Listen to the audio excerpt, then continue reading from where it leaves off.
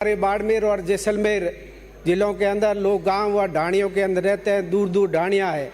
उन्होंने उस समय के अंदर जो किसानों को एक तोहफा दिया, जो जिस समय हॉर्स पावर के ऊपर बिजली का कनेक्शन करके जहां डिमांड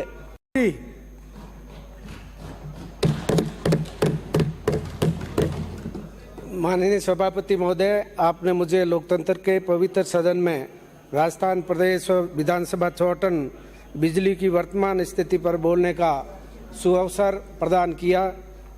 इसके लिए आपका मैं आभार प्रकट करता हूं। माननीय सभापति महोदय, चौहटन विधानसभा के अंदर मैं धन्यवाद देना चाहूँगा हमारे यशस्वी मुख्यमंत्री जी भजनलाल जी शर्मा जी को और हमारे बिजली मंत्री हीरालाल जी नागर साहब को, जिन्होंने बासड़ऊ के अंदर 132 जेएसएस का इस बजट के अंदर घोषणा की। मैं इनका आभार प्रकट करता हूं। और आज के इस मौके के ऊपर मैं हमारे राजस्थान की पूर्व मंत्री वसुंधरा राजे सिंधिया जी को भी याद करूंगा कि उन्होंने उस समय के अंदर हमारे बाड़मेर और जैसलमेर जिलों के अंदर लोग गांव व ढाणियों के अंदर रहते हैं, दूर दूर ढाणियाँ हैं। उन्होंने उस समय के अंदर जो किसानों को एक तोहफा दिया, जो जिस समय हॉर्स पावर के ऊपर बिजली का कनेक्शन करके जहां डिमांड 3-3 लाख के डिमांड आते थे और उस समय 35,000 के ऊपर डिमांड राशि से किसानों को विद्युतीकरण आकर्षी कनेक्शन दिए। और मैं सभापति महोदय, आपके माध्यम से हमारे मंत्री महोदय जी को कहना चाहूँगा कि हमारे चौहटन विधानसभा के अंदर चौहटन, धनाऊ, सेड़वा और हमारा फागड़िया जो है पंचायत समिति है, उसके अंदर 3 आईएन जो बैठते हैं, एक धनाऊ के अंदर आईएन की पोस्ट क्रिएट की जाए और क्या इस विधानसभा के अंदर जो एक्शन की पोस्ट है, जो हमारे गुड़ामालनी हमें जाना पड़ता है, जहां हमारे विधानसभा से 150 किलोमीटर दूर पड़ता है। इसलिए मैं हमारे मंत्री महोदय जी से निवेदन करूंगा कि हमारे चौहटन के अंदर एक्शन ऑफिस खोला जाए और जिस तरह से पुराने लाइनें जो है जहां वोल्टेज की समस्या रहती है, ऐसी जगह 33 kV के जेएसएस खोले जाए, जिसके हमारा तरला है, हमारा केकड़ है और ऐसे कई जो है गांव है, गौड़ का तला है, बुरान का तला है, ऐसी जो गांवों के अंदर 33 kV के जेएसएस खोले जाए, जिससे जो है आने वाले समय के अंदर बिजली की जो है समस्या से निजात मिले। माननीय अध्यक्ष सभापति महोदय, थार की शुल्क भूमि बाड़मेर जिले में इंजन स्रोत और कपूड़ी जाली पर लिग्नाइट खदानों के बाड़मेर संयंत्र संचालित राजवेस्ट लिमिटेड द्वारा किया जाता है। इस संयंत्र में 135 मेगावाट इकाइयां हैं, जो 1080 मेगावाट बिजली का उत्पादन करती है, जहां बाड़मेर में प्रतिदिन अनुमानित 85 और 90 लाख यूनिट बिजली की आवश्यकता है, परंतु आवश्यकता से भी कम बिजली मिल रही है। यदि नियमित बिजली की आपूर्ति की जाती है तो निश्चित रूप से बिजली संकट की स्थिति सुधार किया जा सकता है। माननीय सभापति महोदय, प्रदेश में देवी देवताओं के मंदिरों और धार्मिक स्थलों को जो घरेलू आधारित न प्राप्त कर कॉमर्शियल व्यवसाय आधारित प्राप्त की जाती है, जो अधिक महंगी और अधिक खर्चीली वाली है। ऐसे में इस लोकहित विषय पर गंभीर विषय विषम उचित निर्णय किया जाना चाहिए। मंदिरों तथा धार्मिक स्थलों को खर्च होने वाली बिजली की बिल की राशि व्यवसाय न होकर घरेलू आधारित की जानी चाहिए, ताकि आर्थिक नुकसान से बचा जा सके। माननीय सभापति महोदय, मेरे विधानसभा क्षेत्र में वर्तमान में अघोषित बिजली कटौती से आमजन को परेशानी का सामना करना पड़ रहा है।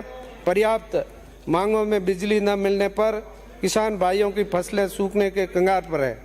बहुत से किसानों को कृषि कनेक्शन, जले हुए ट्रांसमीटर फार्म के स्थान पर नवीन ट्रांसफार्मर एवं अन्य आवश्यक उपकरण समय पर नहीं मिल पाते हैं। इसलिए मेरा माननीय ऊर्जा मंत्री जी महोदय जी से निवेदन रहेगा कि इस हेतु विभाग को आवश्यक दिशा निर्देश प्रदान कर आम जनता की समस्या का समाधान कराएं। माननीय सभापति महोदय, मेरा आपसे निवेदन रहेगा कि वित्तीय वर्ष 2000 बजट घोषणा में हमारे 132 केवी का जैसे बाछड़ाऊ केंद्र हुआ है, बाड़मेर जिला भारत और पाक सीमा पर स्थित है।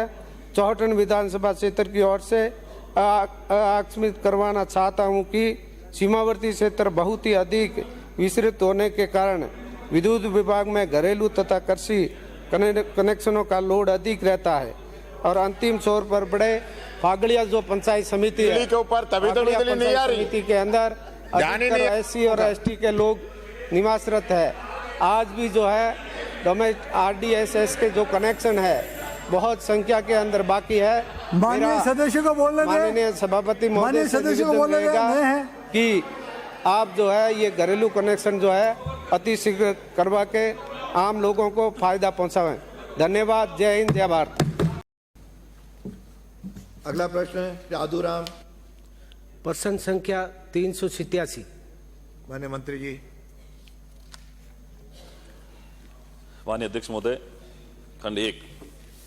जी हां, पूर्ववर्ती सरकार द्वारा विभिन्न प्रोफेशनल कोर्स में प्रवेश एवं सरकारी नौकरियों के लिए आयोजित होने वाली प्रतियोगी परीक्षाओं की तैयारी निःशुल्क करवाए जाने हेतु मुख्यमंत्री अनुप्रति कोचिंग योजना वर्ष 2021-22 से प्रारंभ की गई थी। खंड 2। जी हां, मुख्यमंत्री अनुप्रति कोचिंग योजना अंतर्गत निर्धारित लक्ष्यों का जिलेवार, वर्गवार एवं परीक्षावार सीटें आवंटित कर अभ्यर्थियों के ऑनलाइन आवेदन प्राप्त कर पात्र अभ्यर्थियों का मेरिट आधार पर विभाग द्वारा समय समय पर जारी दिशा निर्देशों के अनुसार कोचिंग हेतु चयन किया जाता है। उक्त दिशा निर्देशों की प्रतियां परिशिष्ट अ पर संलग्न है। खंड 3।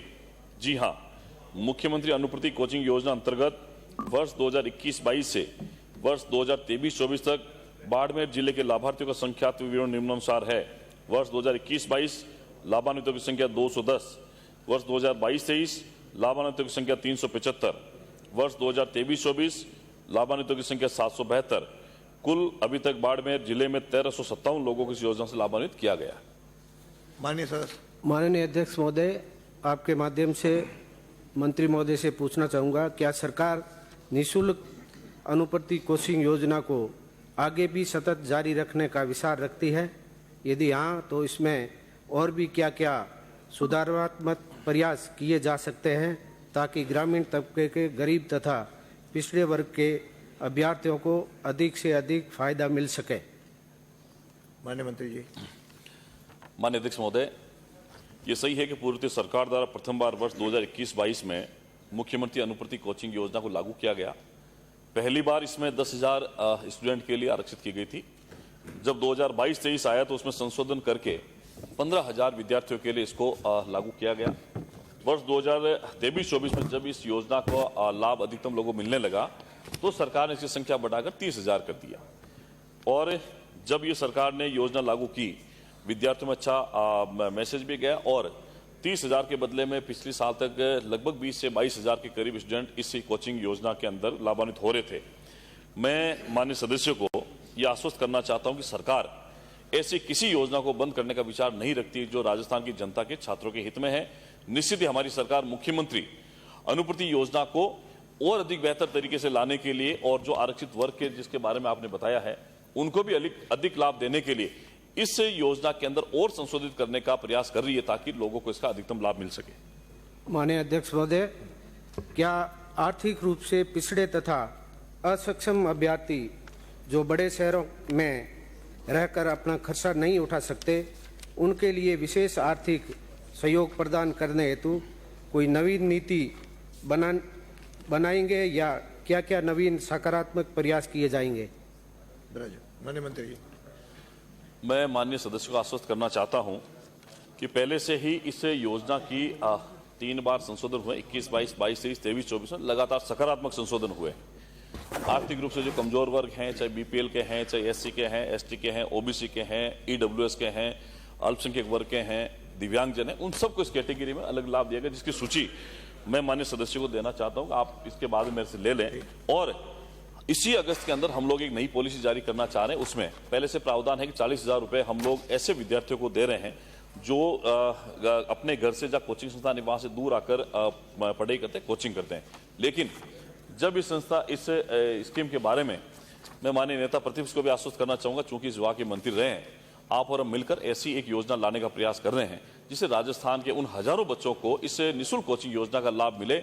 उन गरीब माँ बाप को जो आर्थिक रूप से कमजोर हैं, उन बच्चों को ऐसे प्रतिष्ठित और जो नॉन प्रतिष्ठित संस्थान है उसके माध्यम से उनको आर्थिक रूप से कमजोर है उनको भी आगे बढ़ाने का प्रयास करें। और जब नीति बन जाएगी, पहली कॉपी तो मैं दूंगा आपको, दूसरी कॉपी नेता प्रतिपक्ष महोदय को, उसके बाद सारे विधायकों को कॉपी देंगे ताकि उनके विधानसभा क्षेत्र के अंदर उन लोगों को इसका मैसेज भी जाए और उसका फायदा उठा सके। अगला प्रश्न थावरचंद